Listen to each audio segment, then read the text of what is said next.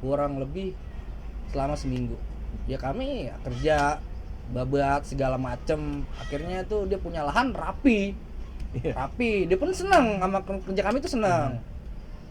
Sampai kan rencana kami kan waktu itu pulang Sabtu, kepingin Sabtu, cuman dia bilang jangan, besok Sabtu ada razia. Ternyata bos kami ini sepi, jadi dia juga target juga pengelolaan gelap ya, dia juga target juga penyari itu juga. Oh, dia yang kayak semacam mata-mata apa gitu? Ya, spion. Lu berlima ini kan pasti tahu, wah ini pelarian nih kan. Terus bos lu itu nih, bos ini yang lu disuruh kerja ini tahu dan dia bilangin nanti niatnya apa gimana? Enggak, dia juga tahu tujuan kita tuh datang ke sini tuh sebenarnya apa. Mereka tuh tahu sebenarnya kita emang kerja di negara orang, intinya kan buat apa? Memperbaiki ekonomi keluarga kan. Cuman ternyata kita di sana bukannya seneng, ternyata susah gitu loh. Dia juga orang-orang itu juga tahu keadaan kita seperti apa. Emang yang jelas orang ini baik, istilahnya baik sama kita. Waktu kita pulang pun kita berpamitan, dia pun ngasih duit saat kita kerja nih, uang kamu, ini uang kalian saat kerja sama saya. Dia pun juga cepat ngasih nomor telepon, ini kamu kalau emang mau kerja lagi ke sini, kamu udah nggak usah kerja ke siapapun, kamu ke saya aja. Ini telepon saya, kalau ada apa-apa, kalau kamu niat, saya jemput. Masih ada tuh nomor teleponnya? Masih. Yang megang temen gua. Dia yang megang. Oh ya. Jadi kami akhirnya rencana besok malam mau berangkat, akhirnya nggak jadi. Malam itu bos kami ngomong besok banyak razia, kamu kalau mau pulang malam ini. Malam ini kami berangkat, terus dianterin sama adiknya ke stasiun. Itu stasiun kereta atau enggak, mobil. Kayak di sana sebutin stasiun. Oh, stasiun. Kalau sini kan terminal. Oh, stasiun. Nah, lu selama perjalanan menuju stasiun apa aja yang lu temuin? Ya alhamdulillah sih nggak nemuin apa-apa ya, karena emang gue pun ya berdoa kalau emang Allah ngizinin gue masih bisa pulang, berarti alhamdulillah, Allah masih sayang sama kita. Tapi kalau kita emang ternyata jalan ada apa-apa, berarti emang kita udah banyak dosa udah. Intinya seperti itu. Iya dong. Lo udah pasrah aja ya di Karena perjalanan itu ya. Gini loh, gue seorang laki, apapun yang gue lakuin di luar sana itu menjadi tanggung jawab gue sendiri. Karena apa kayak kita nih, kita berani masuk ke kampung orang, ya kan? Kita juga harus berani pulang, gitu loh. Pokoknya niat itu sih yang ada di dalam otak tuh, bagaimana caranya intinya tuh bisa pulang, biar orang tua ini nggak kepikiran, biar orang tua ini nggak nangis setiap hari. Intinya seperti itu. Dan lo udah sampai di tadi apa namanya terminal ya, kalau orang sini Jakarta bilang ya terminal, dan di sana bilangnya stasiun. Setelah sampai di stasiun apa lagi?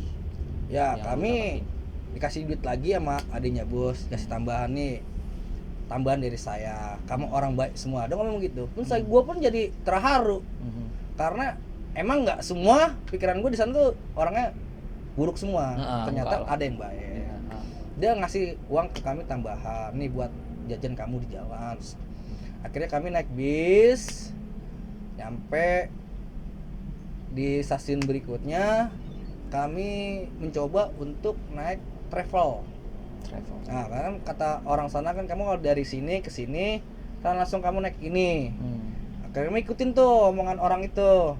Akhirnya kami naik travel. Ternyata pas kami naik travel itu kami di stopin di kantor. Kenapa lagi tuh? Dia bilang, bos, nih ada mangsa kepingin pulang. Jadi kami tertahan karena duit yang hasil kami kerja itu habis buat bayar untuk keluar dari itu apa gimana? Iya. Kalau kamu mau pulang ke negara kamu bayar. Sekitar berapa itu? Waktu itu sih nggak tahu ya. Waktu gua kerja itu dapat berapa, yang jelas kami dipinta 1.500. Berapa guys? Ayo. 1.500 itu kalau di sini berapa ya? Oh pokoknya banyak deh. Kok banyak 1.500 dan lu berlima orang ini dapat gak 1.500? Dapat Akhirnya. Dan lalu akhirnya ya ngasih usulan, ya kamu bayar kalau kamu ingin pulang. Kalau kamu nggak bayar ya udah kamu tahan, ditahan. Ya mau nggak mau ya kami bayar. 1.500.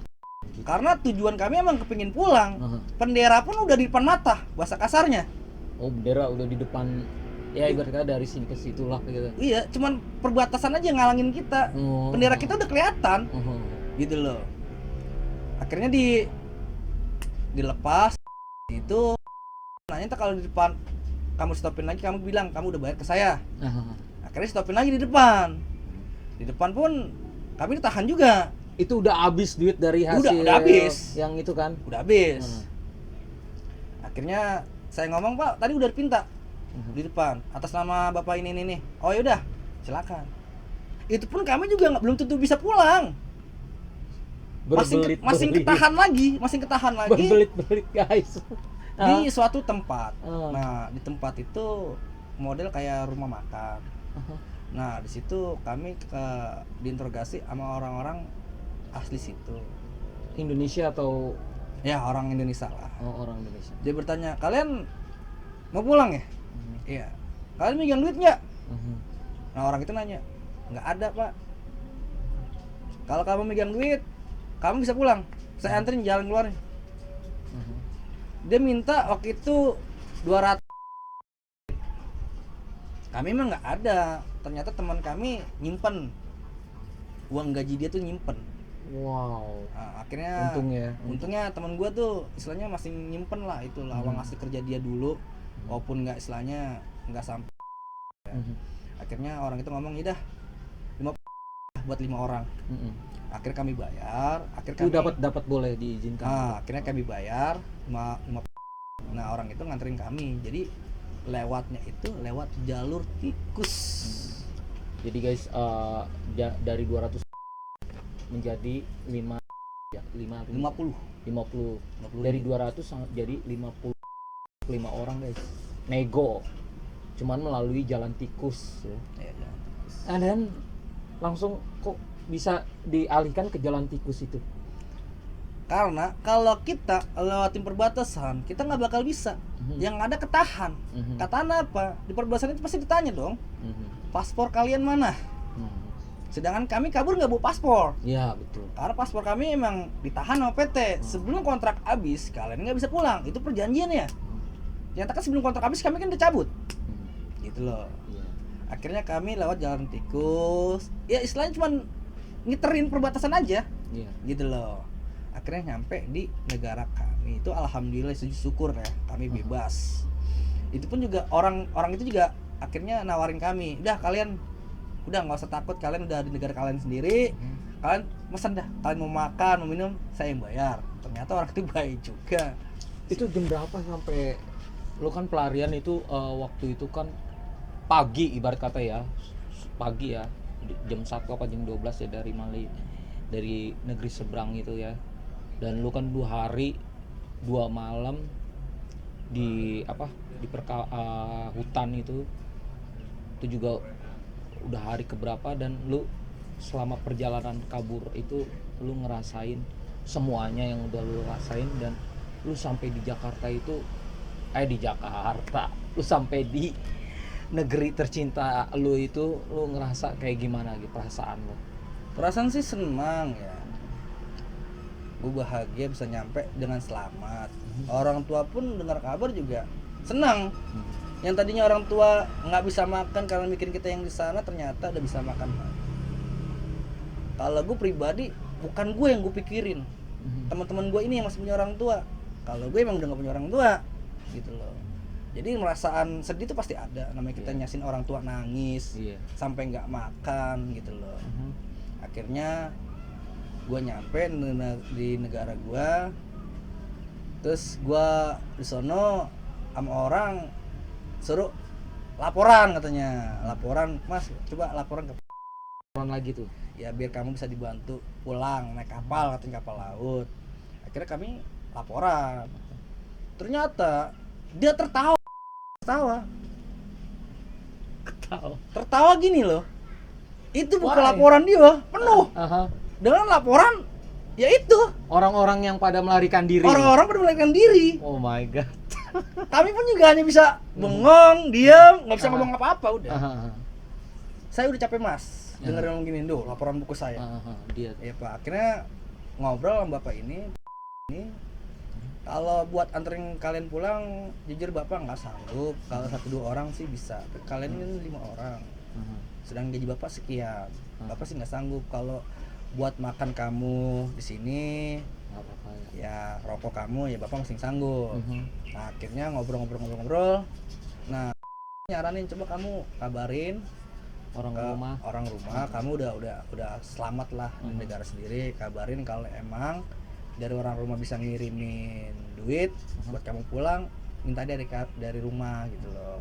Akhirnya ada seseorang yang bantu kami, ada dipinjemin lah duit itu buat kami ongkos pulang.